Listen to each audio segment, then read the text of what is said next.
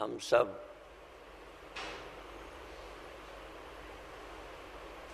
अनुभव करते हैं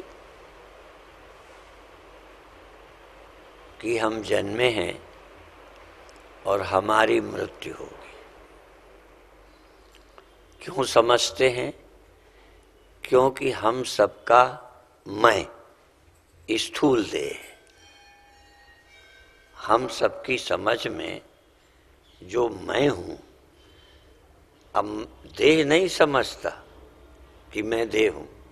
जैसे मैं अक्सर समझाता हूँ कि कोई मकान नहीं समझता कि मैं सुंदर हूँ, मकान नहीं समझता कि मैं पुराना हूँ, रहने वाला समझता है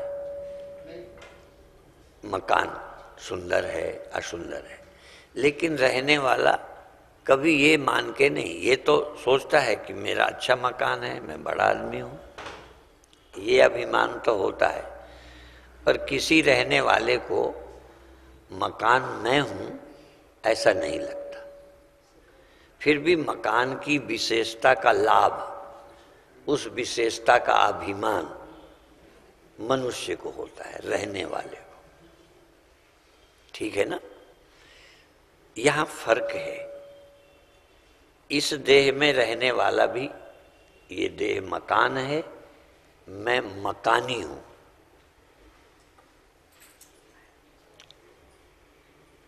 देह में मुझे रहकर सुविधा और असुविधा होती है। जैसे घर में पानी टपकने लगे, आंधी में अंदर आने लगे, खिड़की ठीक ना हो तो परेशान होगे।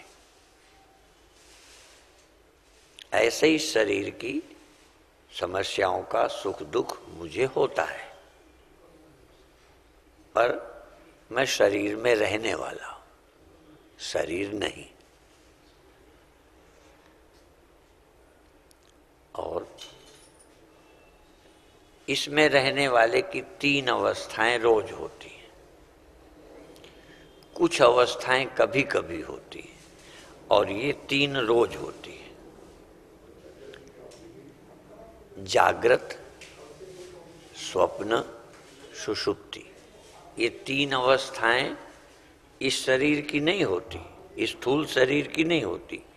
इस स्थूल शरीर की भी तीन अवस्थाएं होती हैं, लेकिन कौन कौन? बचपन, जवानी, बुढ़ापा। ये तीन अवस्थाएं मेरे जीव की या बुद्धि की या अंतःकरण की नहीं होती। बचपन, जवानी, बुढ़ापा, जन्म और मृत्यु, ये स्थूल देह के होते हैं। इसमें रहने वाला जीव या मन, बुद्धि, चित्त, अहंकार, ये सब मिलकर एक ज्ञान पैदा होता है जिसको हम चिदाभास कहते हैं। जैसे सूर्य का रिफ्लेक्शन शीशे में बनता है, पानी में बनता है, ऐसे ही जो चेतन तत्व है, ब्रह्म तत्व, आत्म तत्व, उसका रिफ्लेक्शन हमारी मन बुद्धि में बनता है। मन बुद्धि ना हो तो देह होते हुए भी रिफ्लेक्शन नहीं बनेगा, और रिफ्लेक्शन नहीं बनेगा तो देह का भान नहीं होगा।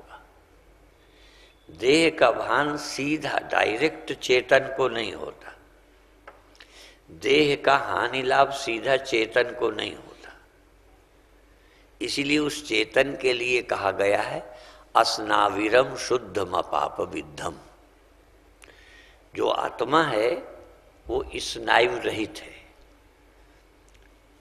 उसमें कोई कष्ट नहीं होता आत्मा में। ये निर्णय कैसे करें कि नहीं होता? आत्मा में नहीं होता कैसे माने? इसलिए कि आत्मा रहते हुए भी यदि अंतःकरण बेहोश हो, अंतःकरण सो गया हो तो कष्ट नहीं होगा। इसीलिए तीन अवस्थाएं रोज होती हैं कहा है, एक कभी कभी होती है। जैसे बेहोशी, ये रोज नहीं होती, डॉक्टर कर भी देते हैं, कभी किसी रोग से, चोट से भी बेहोशी हो जाती है। तो अंतःकरण की एक अवस्था बेहोशी भी है और एक अवस्था देहांत भी है। देहांत में मृत और सुषुप्ति में और मूर्छा में क्या फर्क है? एक में प्राण बना रहता है, मन बुद्धि मूर्छित हो जाते हैं या सो जाते हैं। सो जाने वाला तुरंत चोट मारते ही जग जाता है। बेहोश को या बेहोश किया गया हो, डॉक्टर बेहोश करते हैं और ये उतना ही उसको इंजेक्शन देते हैं बेहोशी का कि उनके ऑपरेशन काल में न जगे। बस वो चोट से नहीं जगता, चीरने से नहीं जगता, वो नशे का प्रभाव जब खत्म होगा तब जगेगा।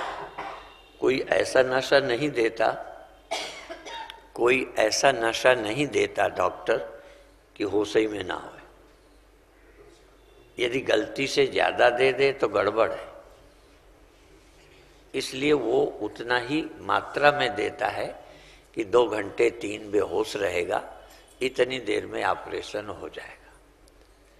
तो देखो, उसकी मृत्यु नहीं हुई पे कष्ट नहीं हो रहा। इसका मतलब कष्ट का अनुभव अंतःकरण के जागने से होता है, आत्मा के रहने से नहीं होता। यदि आत्मा के रहने से हो तो उस समय भी होना चाहिए। और देह का भान भी आत्मा के होने से नहीं होता। यद्यपि आत्मा के बिना देह का भान नहीं होगा, लेकिन आत्मा के रहते भी देह का भान नहीं होता। ये सबका अनुभव है। कब होता है? जब अंतःकरण की जागृत अवस्था होती है।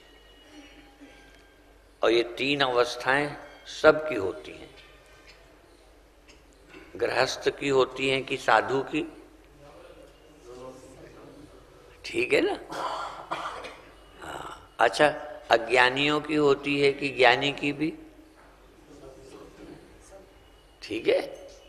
इसलिए ज्ञानी होने पर भी उसकी अवस्थाएं वैसे ही होती हैं।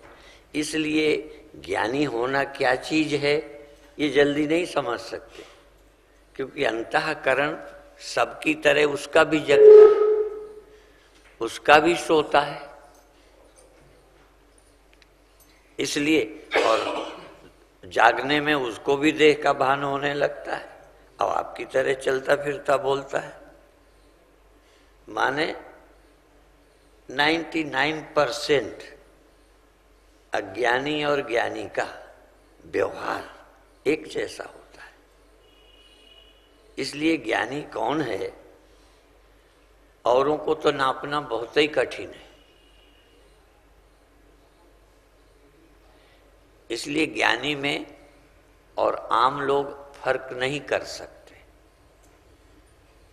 जैसे कोई अंदर से विरक्त है, जनक की तरह,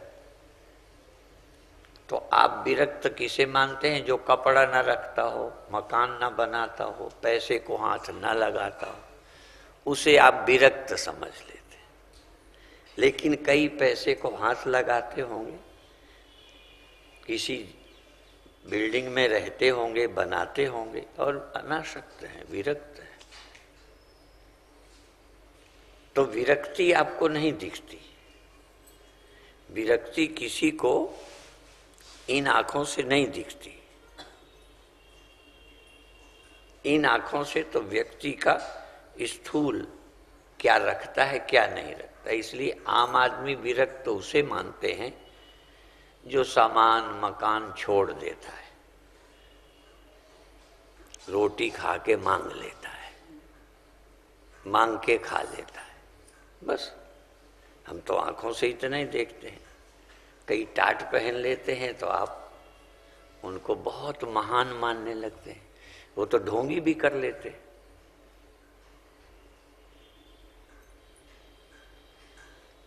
इसी तरह त्याग का नाटक और कई चीजों की बात आजकल राजनीति में कहते हैं ना, आजकल वो चर्चा चल रही है। कहीं बिहार की है, कहीं केजरीवाल की है। कई लोग नाटक बहुत अच्छा कर लेते हैं और मुझे लगता है साधु से ज्यादा अच्छा नाटक नकली साधु कर सकता है। साधु से तो थोड़ी चूक भी हो सकती है, पर जो अभिनय करेगा साधु का बिल्कुल शांत रहेगा, जरा भी नहीं हो लगेगा। ठीक है, तो ये समझना कि ये साधु है या साधु का नाटक कर रहा है। सचमुच ये देशभक्त है कि देशभक्ति का नाटक कर रहा है। सचमुच तुम परमात्मा के प्रेमी हो या परमात्मा के प्रेमी होने का भी नाटक ही चलता रहता है।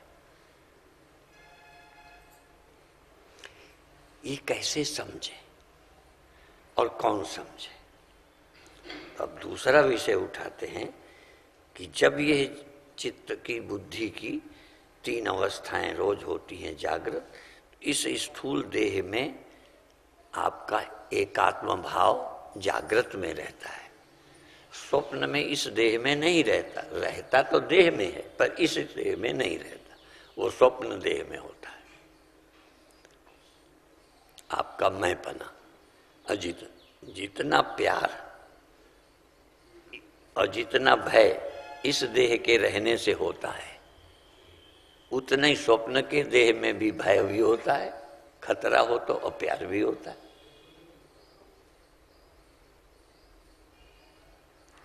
एक तीसरी अवस्था जब यही जीव, यही चिदाभास, यही अंतःकरण गहरी नींद में जाता है, कुछ नहीं, बेहोश होता है, कुछ नहीं। अब तीसरा जो बताना था, एक अवस्था होती है प्राणांत, उसको प्राणांत कहते हैं, सोया नहीं कहते।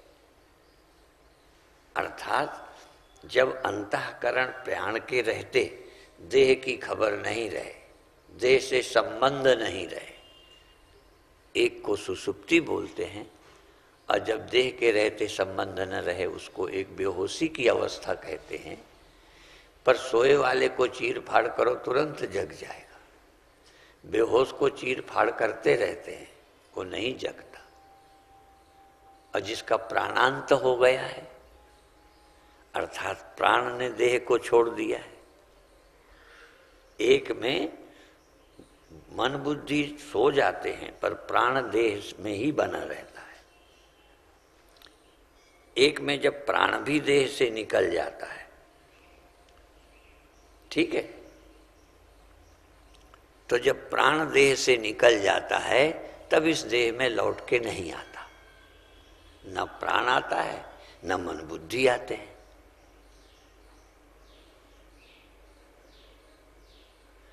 तो फिर वो मन बुद्धि और प्राण कहाँ जाते हैं? वो किसी दूसरे देह में जाते हैं। फिर उससे तादाद में हो जाता है, उसको मैं मानने लगता है। एक घर छोड़ के जिस घर को ले लिया उस घर को मेरा मानने लगता है। तो घर को तो मेरा ही मानता है, मैं कोई नहीं मानता। पर इस देह को आप मकान ही नहीं मानते, मेरा ही नहीं मानते, इसे मैं भी मानते हो। दोनों बातें बोलते रहते हो, बोलते भी दोनों, कभी मेरा हाथ, मेरी आंख, मेरा सिर बोलते हो।